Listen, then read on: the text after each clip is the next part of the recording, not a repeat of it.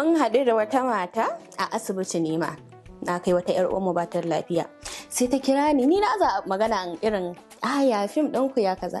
Kin ga fim ɗin basu mana ai ban so a ce a ƙarshen 'yan sanda bane suka kama ki, so ne a rataye ki a yi gunduwa da naman ki.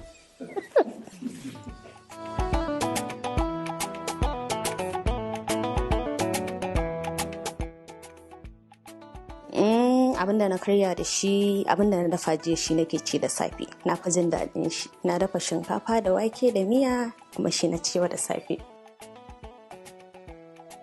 Na shiga tashin hankali matuƙa. Bani na wanke hannu.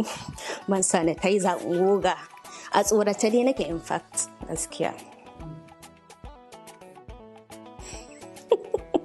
Da baka ga alama ba kai ma? Mashin Umar bace kawai fim ne. To shi in kaga an fiye sa mutum abu daya to ya iya ne. To ni yanzu ma in ba irin wannan role din ba gaskiya ba a fiye sakani irin soyayya waye ba, ni na fi jin daɗin irin wannan ma. Tun ina primary school saurayina na farko irin soyayya rantan nan dai haka. Za ku gani ba sai na faɗa ba. Na'am, sosai ma ba ɗaya ba ba biyu ba. Wannan ta zama kamar hanji ne ga mutane gulmaka. To da aka yi gulma na dai kai ƙara sai na ga dai kamar ƙarin da na kai ba a ji tsoro na ba, don ma ana cewa yanda ma take a fim ashe ba haka take a zahiri ba. Kai sai na je na ɗau mataki, na ɗauko 'yan sanda aka kwashe su, mata biyu aka kwashe. Wannan furucin da suka faɗa shi yasa na ɗau mataki. To abu zuwa uku na tsana a duniya. Na tsana maƙaryaci, mai hassada da baƙin ciki. Na tsana wa'innan mutanen. Ina son mutum mai bani kulawa, sannan mai gaskiya da riƙon amana. Ina son wani.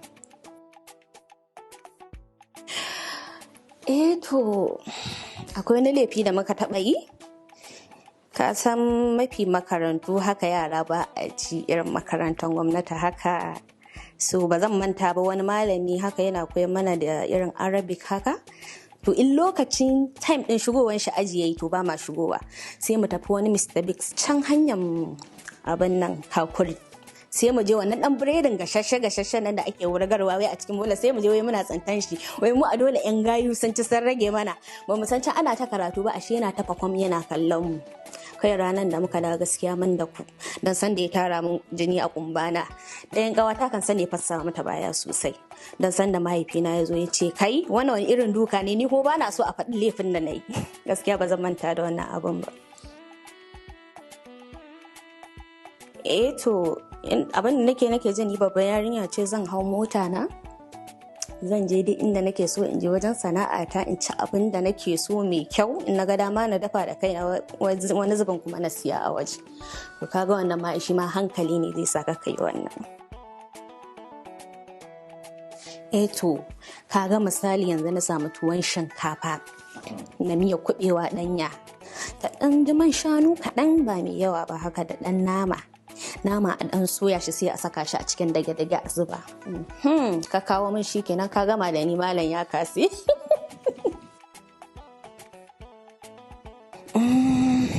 In ba ni da abin yi gaskiya nakan kira manaja na sai mu je gidan gona. Nake ina da kaji da kifaye, nakan je nan kan ita kallon su ina jin sanyi a raina. Nakan ba su abinci ma da kaina wani zuban ta aiki haka.